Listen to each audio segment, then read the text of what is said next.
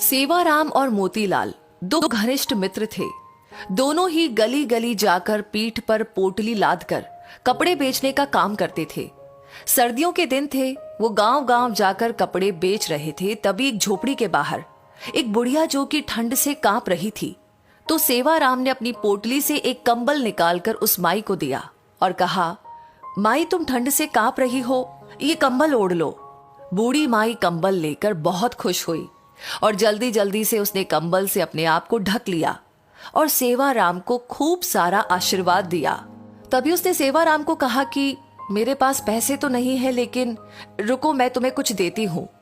वो अपनी झोपड़ी के अंदर गई। तभी उसके हाथ में एक बहुत ही सुंदर छोटी सी ठाकुर जी की प्रतिमा थी। वो सेवाराम को देते हुए बोली कि मेरे पास देने के लिए पैसे तो नहीं है, लेकिन ये ठाकुर जी है, इसको तुम अपनी दुकान पर लगाकर खूब सेवा करना, देखना तुम्हारी कितनी तरक्की होती है, ये मेरा आशीर्वाद है। मोतीराम बुढ़िया के पास आकर बोला, अरे ओ माता जी, क्यों बहाने बना रही हो? अगर पैसे नहीं है तो कोई बात नहीं, लेकिन हमें झूठी तसल्ली मत दो। हमारे पास तो कोई दुकान ही नहीं है, हम इसको कहाँ लगाएंगे? इनको तुम अपने पास ही रखो। लेकिन सेवाराम जो कि बहुत ही नेक दिल था और ठाकुर जी को मानने वाला था, वो बोला, नहीं नहीं माता जी, अगर आप इतने प्यार से कह रही हैं तो ये आप मुझे दे दीजिए, पैसों की आप चिंता ना करें। सेवाराम ने जल्दी से अपने गले में पहने हुए पड़ने में ठाकुर जी को लपेट लिया और उनको लेकर चल पड़ा। बुढ़िया दूर तक उनको आशीर्वाद दे रही थी, हरि तुम्हारा ध्यान रखेंगे, ठाकुर जी तुम्हारा ध्यान रखेंगे। वो तब तक आशीर्वाद देती रही जब तक कि वो दोनों उनकी आंखों से ओझल ना हो गए। ठाकुर जी का ऐसा ही चमत्कार हुआ और अब धीरे धीरे दोनों की कमाई ज्यादा होने लगी। अब उन्होंने एक साइकिल खरीद ली। अब साइकिल पर ठाकुर जी को आगे टोकरी में रखकर और पीछे पोटली रखकर गांव गांव कपड़े बेचने लगे। अब फिर से उनकी और ज्यादा कमाई होने लगी, तो उन्होंने एक दुकान किराए पर ले ली और वहां पर ठाकुर जी को बहुत ही सुंदर आसन पर विराजमान करके दुकान का मुहूर्त किया। धीरे धीरे दुकान इतनी चल पड़ी कि अब सेवाराम और मोतीलाल के पास शहर में बहुत ही बड़े बड़े कपड़े की दुकानें और कपड़े की मीलें हो गई। एक दिन मोतीलाल ने सेवाराम से कहा कि देखो, आज हमारे पास सब कुछ है, ये हम दोनों की मेहनत का नतीजा है। लेकिन सेवाराम बोला कि नहीं नहीं, हम दोनों की मेहनत के साथ साथ ये हमारे ठाकुर जी, हमारे हरि की कृपा भी है। मोतीलाल बात को अनसुनी करके वापस अपने काम में लग गया। एक दिन सेवाराम की सेहत थोड़ी ढीली थी, इसलिए वो दुकान पर थोड़ी देरी से आया। मोतीलाल बोला, अरे दोस्त, आज तुम देरी से आए हो, तुम्हारे बिना तो मेरा एक पल का गुजारा नहीं, तुम मेरा साथ कभी ना छोड़ना। सेवाराम हंसकर बोला, अरे मोतीलाल, चिंता क्यों करते हो, मैं नहीं आऊंगा तो हमारे ठाकुर जी तो है ही। ये कहकर सेवाराम अपने काम में लग गया। पहले दोनों का घर दुकान के पास ही होता था, लेकिन अब दोनों ने अपना घर दुकान से काफी दूर ले लिया। अब दोनों ही महल नुमा घर में रहने लगे। दोनों ने अपने बच्चों को खूब पढ़ाया लिखाया। सेवाराम के 2 लड़के थे, दोनों की शादी कर दी थी और मोतीलाल के एक लड़का और एक लड़की थी। मोतीलाल ने अभी एक लड़की की शादी की थी और अभी उसे अपनी लड़की की शादी भी करनी थी। सेहत ढीली होने के कारण सेवाराम अब दुकान पर थोड़े विलंब से आने लगा। तो एक दिन वो मोतीलाल से बोला, अब मेरी सेहत ठीक नहीं रहती, क्या मैं थोड़ा विलंब से आ सकता हूँ? मोतीलाल ने कहा, हाँ भैया, तुम विलंब से आ जाओ, लेकिन आया जरूर करो, मेरा तुम्हारे बिन दिल नहीं लगता। फिर अचानक एक दिन सेवाराम 12 बजे के करीब दुकान पर आया, लेकिन आज उसके चेहरे पर एक अजीब सी चमक थी, चाल में एक अजीब सी मस्ती थी, चेहरे पर अजीब सी मुस्कान थी। वो आकर गद्दी पर बैठ गया। मोतीलाल ने कहा, भैया, आज तो तुम्हारी सेहत ठीक लग रही है। सेवाराम ने कहा, भैया ठीक तो नहीं हूं, लेकिन आज से मैं बस केवल 12 बजे ही आया करूंगा और 5 बजे चला जाया करूंगा। मैं तो केवल इतना ही दुकान पर बैठ सकता हूं। मोतीलाल ने कहा, कोई बात नहीं, जैसी तुम्हारी इच्छा। अब तो सेवाराम रोज 12 बजे आता और 5 बजे चला जाता, लेकिन उसकी शक्ल देखकर ऐसा नहीं लगता था कि वो कभी बीमार भी है। लेकिन मोतीलाल को अपने दोस्त पर पूरा विश्वास था कि वो झूठ नहीं बोल सकता और मेहनत करने से वो कभी भी पीछे नहीं हट सकता।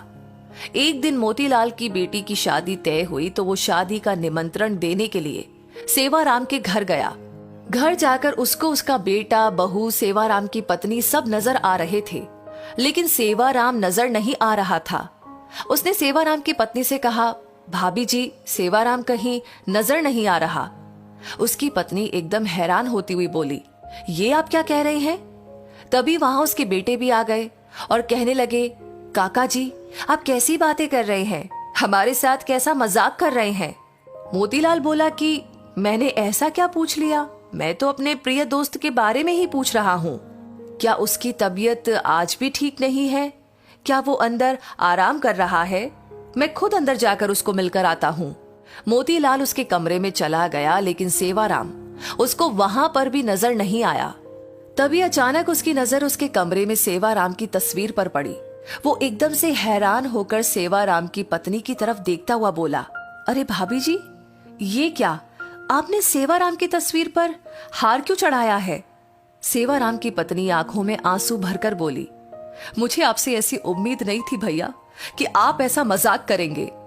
मोतीलाल को कुछ भी समझ में नहीं आ रहा था।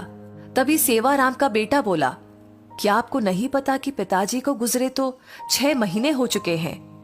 मोतीलाल को तो ऐसा लगा कि जैसे उसके सिर पर बिजली गिर पड़ी हो। वो एकदम से थोड़ा लड़खड़ाता हुआ पीछे की तरफ हटा और बोला, ऐसा कैसे हो सकता है? वो तो हर रोज दुकान पर आता है। बीमार होने के कारण थोड़ा लेट आता है। वो 12 बजे आता है और 5 बजे चला जाता है। उसकी पत्नी बोली, ऐसा कैसे हो सकता है कि आपको पता ना हो? आप ही तो हर महीने उनके हिस्से के मुनाफे के पैसे हमारे घर देने आते हैं। 6 महीनों से तो आप हमें दुगना मुनाफा देकर जा रहे हैं।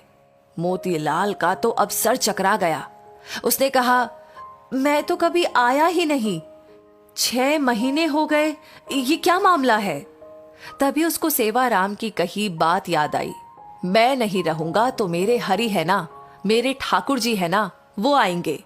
मोतीलाल को जब ये बातें याद आई तो वो जोर जोर से रोने लगा और कहने लगा, हे ठाकुर जी, हे हरि, आप अपने भक्तों के शब्दों का कितना मान रखते हैं, जो कि अपने विश्राम के समय मंदिर के पट 12 बजे बंद होते हैं और 5 बजे खुलते हैं।